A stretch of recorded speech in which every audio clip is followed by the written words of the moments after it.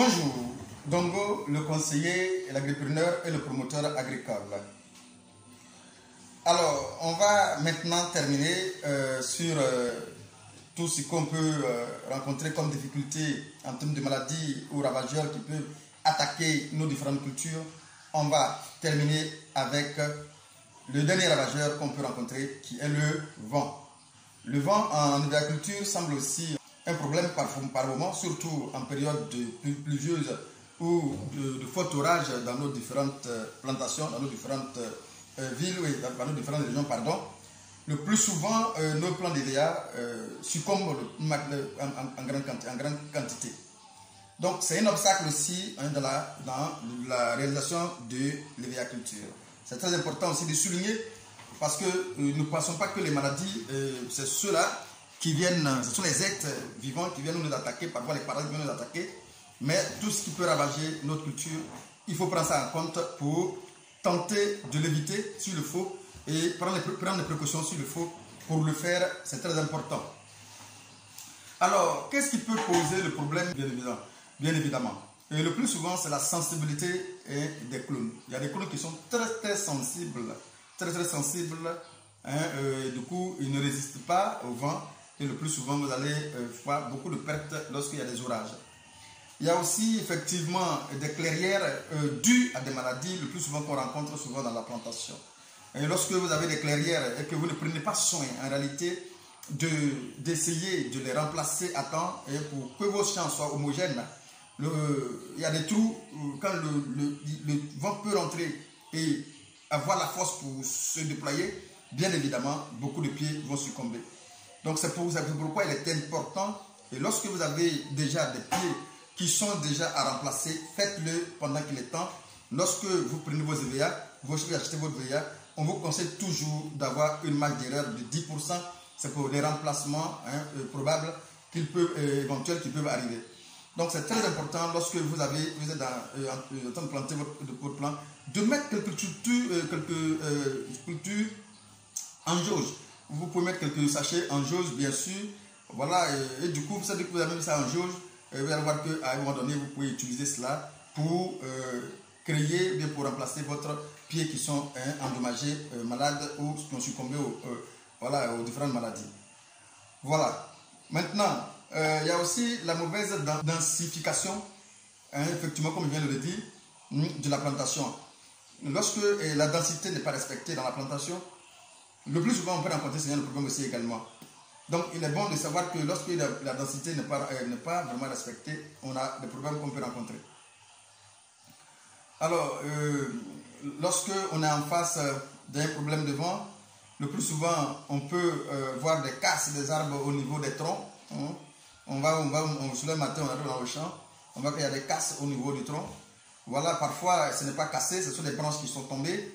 Voilà, sous l'effet de grands vents ou même sous l'effet des tornades. Voilà, mais quels sont les différents dégâts? Les dégâts sont plus ou moins intenses par moment.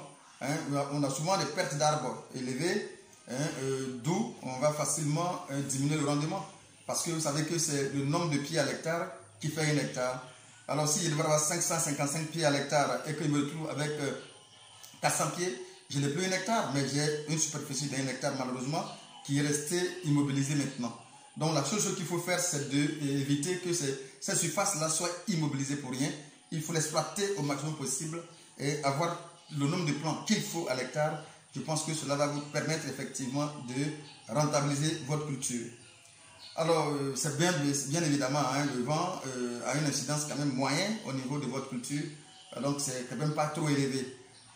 Les différentes méthodes de prévention ou les méthodes de lutte, ici, c'est la mise en place de ce qu'on appelle les brise-vent. C'est vrai, d'aucuns me dira que c'est un peu compliqué, mais je pense qu'il n'y a rien de compliqué. Quand il s'agit de sécuriser un investissement, il n'y a pratiquement rien de compliqué. Il y a ce qu'on appelle la mise en place de brise-vent qui va empêcher le vent de mieux secouer votre plantation. Il va amortir un tant soit peu votre vent qui va venir. Il y a le recépage effectivement à la tronçonneuse, bien évidemment, à 30 cm en dessous du niveau des casses ou des fissures. Lorsque c'est cassé, il faut bien évidemment très rapidement découper, éliminer, pour ne pas que cela, dans sa pourriture, va engendrer encore d'autres difficultés. Il y a l'application d'une solution fongique ou insecticide, effectivement, ou une pâte cicatrisante sur les sections qu'on vient de couper. Lorsque vous avez coupé, c'est fondu, il y a des fissures, c'est cassé, vous l'achevez et vous mettez une pâte cicatrisante, effectivement, pour empêcher les parasites de s'installer et de commencer déjà à créer d'autres problèmes de foyer, de nid, comment je dirais plutôt de parasites dans le champ. Oh, le matériel à utiliser ici, bien évidemment, ce sont les tronçonneuses et les machettes qu'on peut utiliser pour faire ce travail-là. Bien. Le mode opératoire, c'est le récépage, tout simplement, comme je viens de le dire, plus haut de l'arbre à moins de 20 à 30 cm en dessous du niveau de la casse ou encore de la fissure du tronc, tout simplement. Et voilà, le tout est joué. Vous allez maintenant épandre votre pâte et voilà, c'est tout. C'est tout ce qu'il faut comprendre, tout simplement. Voilà la période, dès l'instant que vous avez des casses dans votre plantation, prenez soin de le faire immédiatement. Cela y va pour la santé de votre plantation. Alors, voici un peu de manière générale ce qu'on pourra dire sur les maladies qu'on peut rencontrer en agriculture. Et je crois bien que j'ai tout fait pour sortir le maximum possible d'informations pour que vous puissiez être outillés pour pouvoir mieux maintenant et apprécier votre plantation lorsque vous arrivez dans la plantation. Avoir une belle lecture surtout de votre plantation au fur et à mesure que vous êtes dedans. C'est bien de vous former, comme j'ai l'habitude de le dire, parce que cela vous permet vous-même de prendre des mesures pour mettre en sécurité votre plantation. Aujourd'hui, après toutes ces informations reçues, vous pouvez facilement faire une très belle lecture dans votre plantation et savoir de quoi il s'agit avec précision. Si vous envisagez maintenant vous lancer, je crois que vous avez toutes les informations nécessaires pour mieux vous lancer en toute sécurité parce que vous pouvez désormais lire votre plantation tranquillement en termes de maladies. Maintenant, on va se préparer pour attaquer les autres phases de manière générale en agriculture.